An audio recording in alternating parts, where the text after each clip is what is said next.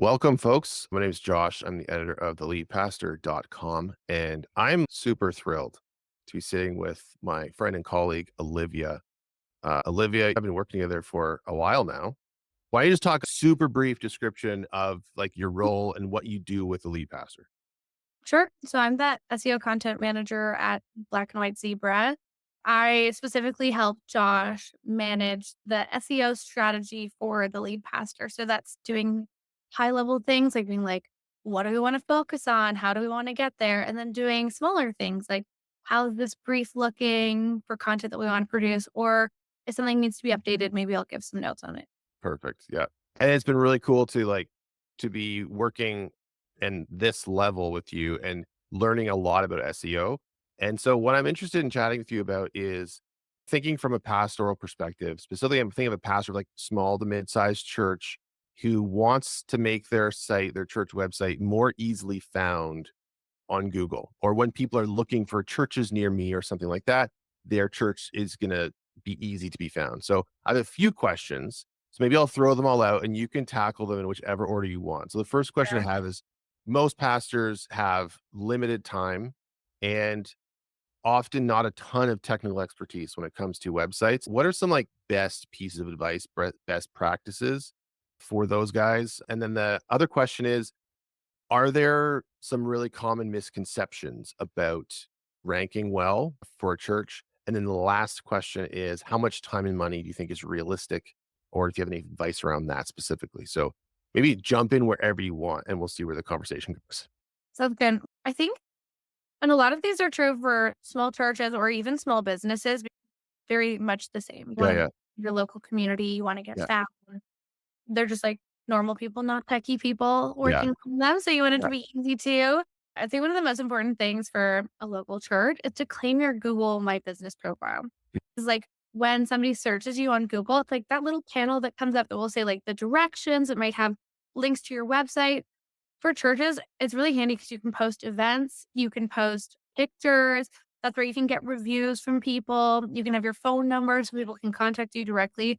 But this is really one of the first and best ways to make sure that like you will be found on Google because you're claiming that.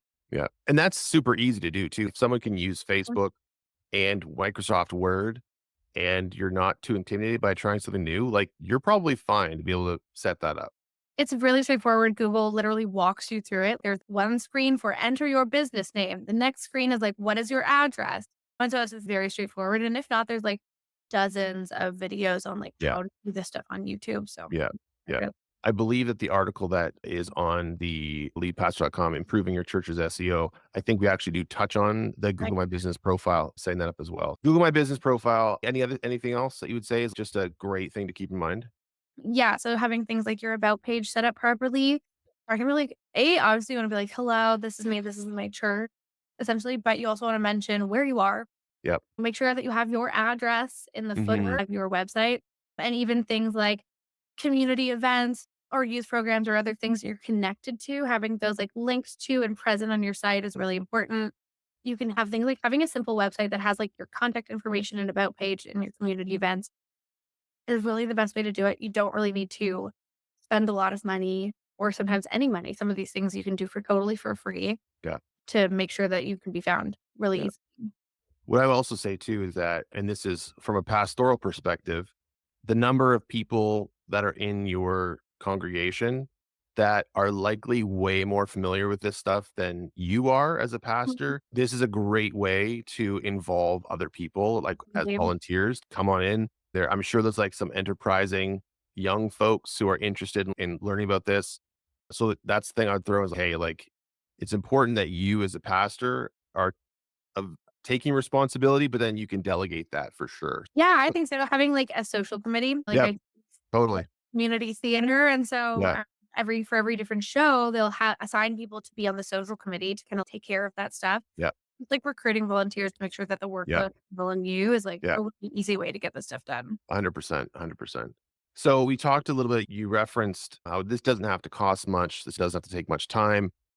From our conversations, I know there are things that we as pastors can do that are like pretty much free or super low cost. Can you maybe talk with that a little bit?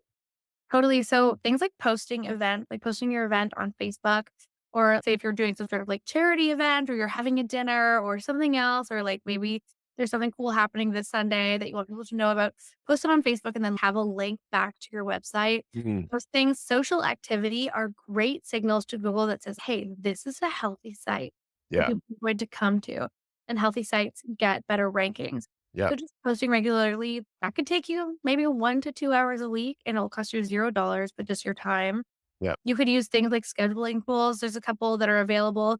Do some, like, ahead scheduling that will come at that time, and you can, like, bank it. Yep. It's like, outsourced to your volunteer Mhm. social media, or it's something you can do yourself when you've got some downtime. There Yeah. are free versions and paid versions. It's really Yeah. just depending on what you want. I would always Yeah. say start really small. So don't pay for anything until you can prove that, yes, this is totally something that Yeah. I need, Yeah. but just start on the small side. Yeah. One thing with the improving your church SEO article that we've got is there's several case studies of churches that have implemented SEO things and seen huge growth.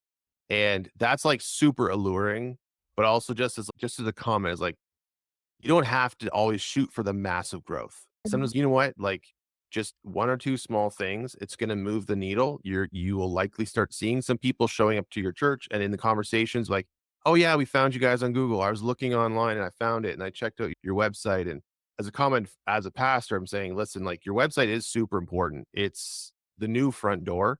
And so being able to make sure that you're being found on Google is obviously important. Then and making sure that when someone actually comes to the site, it's attractive, it's easy to be laid out. And those are all little things that Google or Bing or whatever search engine is out there, they're wanting to make sure that the results that they give people who are searching are good results. So make sure that you are a good result. Like I feel like that's generally what you're saying. Is that accurate? So, yeah, Google really likes helpful content. Yeah. You have all of these, like, changes to their algorithm that are specifically focused on making sure that content that is on the website or on websites in general is really helpful. Mm, And also remember that, like, your website is your front door. It is like your home base for things.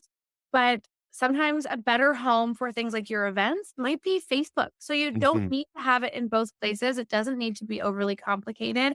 I would say have your website as something that is like static and regularly updated, maybe big events you could post on that, but like your regular day-to-day stuff, go to where your audience is. A lot of time that social media, at the end of the day, social media functions a lot like a little search engine all of its own. Yeah, for sure. Awesome stuff so far. Any final thoughts around maybe misconceptions or things that people assume that aren't necessarily accurate? Anything like that you want to throw out there for us? Yeah, I have a few. I'll just keep it to 3 for now. But Okay. generally, big misconception is that you do not need to pay to rank on Google. If somebody says local church near me, like local church in Cambridge, if you have your contact information and your about information, and then you have community events that link to you and you've got Facebook stuff, it's very likely and very positive that your church will actually rank already without you having to actually spend any money because you set up your Google My Business profile, you're posting regularly on social media, and you have a couple links on your site and you have your contact information set up on your site. It can be very simple. Another one is that SEO is not something that you can just be like one and done. That's SEO is regularly updated. So I would say you don't need to go in and do things like once a week, but refresh your about page every 6 months. If you've got some big events coming up or community events, you can post on there. If you are having an events page and you are going to keep that updated regularly, just make sure that you're aware of what that time cost is going to take you and make sure that you do it. If not, you can keep your events on Facebook or Eventbrite or something else that's really easy.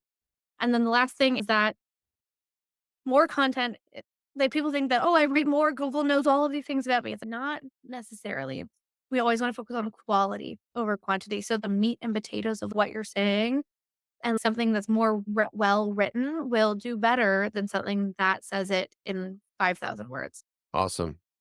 Man, there's so much good stuff in there. Thank you for your time today, Olivia. Really appreciate it. And I'm sure we'll find a way to get you involved in future articles. This is great. Really appreciate it. Thank you. Happy to help, Josh. It's a pleasure.